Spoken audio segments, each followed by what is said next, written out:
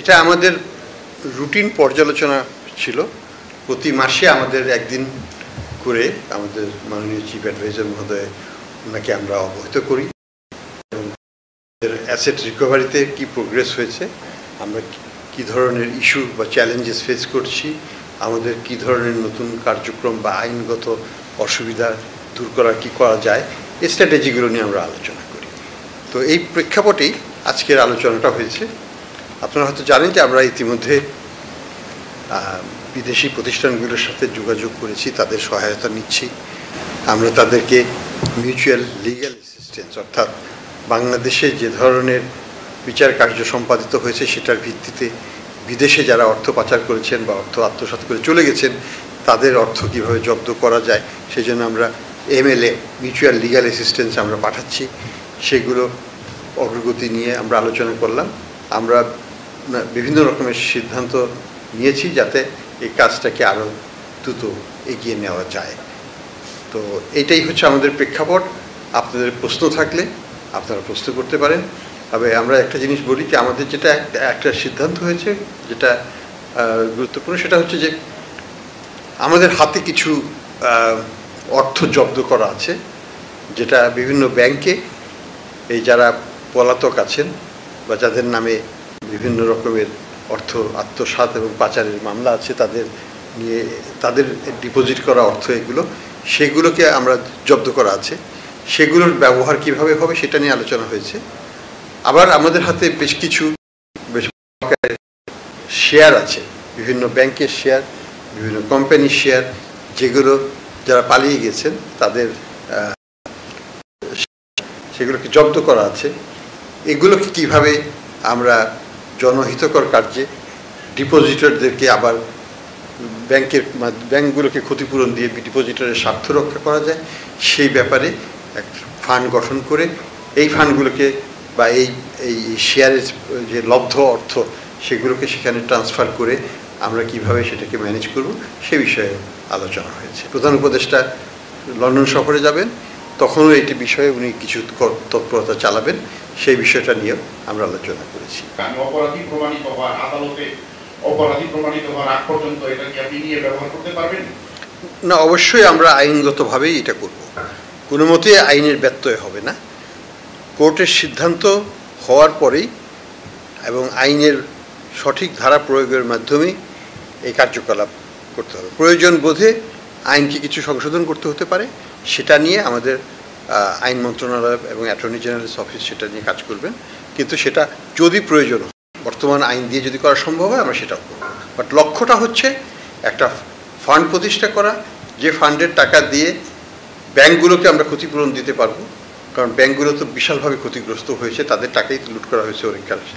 আর বাকি টাকা যেগুলো নন ব্যাংক রিলেটেড অ্যাক্টিভিটি, যেমন হয়তো সেটা দুর্নীতির মাধ্যমে টাকা অর্জন করা হয়েছে, সেটা ব্যাংকের সাথে সম্পর্ক নয়, ব্যাংকের টাকা দিয়ে হয় নাই, সেই ক্ষেত্রে সেই ধরনের সম্পদ সেগুলো যেটা ব্যাংকের সাথে যেটা কোলেটারালাইজড না, সেই প্রপার্টিগুলোকে তখন সরকার তাদের আরেকটা ফান্ডে নিয়ে জনহিতকর কাজে সেটাকে ব্যয় করবে। কিন্তু সবই আইনগতভাবে করা হবে, আইনের বাইরে নয়।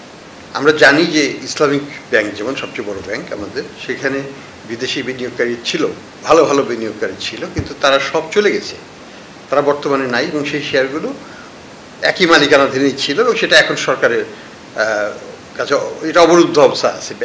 এই শেয়ারগুলো কোনো ট্রানজ্যাকশন করা সম্ভব নয়। ধরুন সেই গ্রুপের কত লোন আছে, সেই লোনের টাকাকে তো উদ্ধার করতে হবে। তো যদি আমরা অন্ততপক্ষে অর্ধেক বা তার বেশি এখান থেকে তাদের জব্দ করা এই শেয়ার থেকে বের করতে পারি, তাহলে সেটা আমাদের কাজে লাগবে। তো আমরা মনে করি যেমন শুধু ইসলামী ব্যাংকের যে শেয়ারটা আছে সালম গ্রুপের, এটার মূল্য হয়তো 10 থেকে 15,000 কোটি টাকার মধ্যে হবে।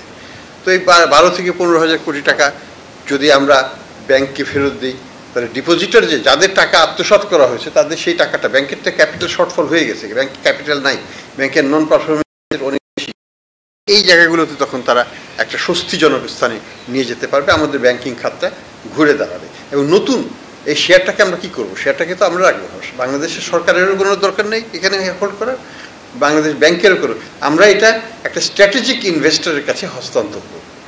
হস্তান্তরের আগে সরকারকে মালিকানাটা টেম্পোরারিলি নিতে হবে। এই টেম্পোরারিলি মালিকানা নিয়ে সরকার তখন এটাকে হস্তান্তর করতে পারবে। আরেকজনের মালিকানায় থাকা অবস্থায় এটাকে হস্তান্তর করা যাবে না। সেই জন্য আইনানুগ ব্যবস্থাটা আমরা নিতে যাচ্ছি এবং এই যে অর্থ আসবে সেটাই আমরা নতুন বিনিয়োগকারীর কাছ থেকে যে অর্থটা পাওয়া যায় ফান্ডের থ্রুতে আবার সেই ব্যাংকের কাছে আমরা ট্রান্সফার করার প্ল্যান করব। এটাই হচ্ছে আমাদের কার্যক্রম। আমাদের তো কোনো অভিজ্ঞতা নাই টাকা কীভাবে ফেরত আনতে হয় বা ইত্যাদি ব্যাপকভাবে এটাকে করার জন্য, কিন্তু ইন্টারন্যাশনাল এক্সপিরিয়েন্সটা এটা 4 থেকে 5 বছর লাগে আইনি প্রক্রিয়া শেষ হতে। তবে এটার মধ্যে কিছু ইন্টারমিডিয়েট অন্তর্বর্তীকালীন কিছু ব্যবস্থা নেওয়া যায়, যেমন বিদেশে তাদের যে সম্পদ আছে সেই সম্পদকে ফ্রিজ করা যায়। সেটা কিন্তু আপেক্ষিকভাবে বছরখানেকের মধ্যেই করা সম্ভব, আরও কম সময়ে করা সম্ভব, যদি আমরা এটাকে প্রপার আইনি প্রক্রিয়া আমাদের দেশে সম্পন্ন করতে হবে এবং তারপরে এই রিকোয়েস্টটা বিদেশে আমাদেরকে। তো আমরা MLA প্রক্রিয়াতে আছি এখন, আমরা রিকোয়েস্ট পাঠাচ্ছি।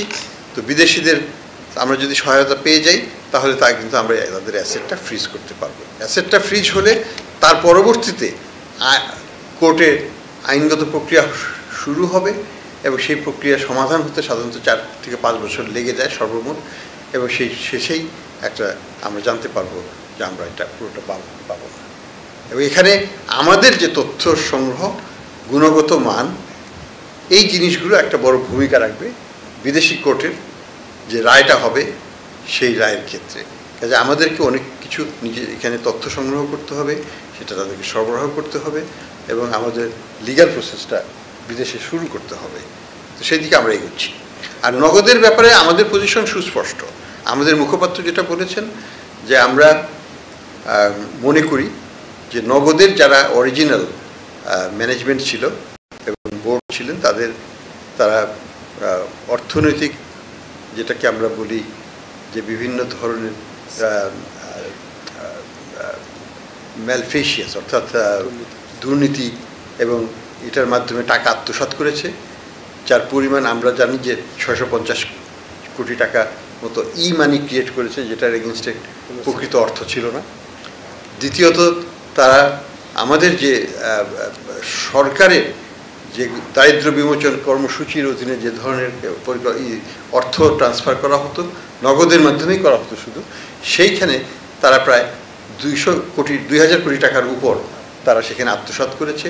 এটা আমাদের বাংলাদেশ ব্যাংকের অডিটেও ধরা পড়েছে এবং এটা আমরা যে ইন্টারন্যাশনাল অডিট ফার্ম দিয়ে অডিট করেছিলাম সেটাতেও ধরা পড়েছে। তো আমরা মনে করি যে আমরা তাদের হাতে কোনো মতেই এই নগদের কার্যক্রম আবার ফেরত যাওয়াটা উচিত নয়, এবং যেহেতু কোর্টের একটা সিদ্ধান্ত হয়েছে আমরা এটাকে অ্যাপিল করেছি পূর্ণাঙ্গ কোর্ট বেঞ্চে এবং এটা শীঘ্রই শুনানির ডেট দেওয়া হবে। আমরা মনে করি যে তখন আমরা আমাদের পক্ষে রায় পাব, কিন্তু আমরা একটু শঙ্কিত যে এই সময়ের মধ্যে তাদের পুরো কন্ট্রোল কিন্তু তারা নিয়ে নিয়েছে এই সিস্টেমে।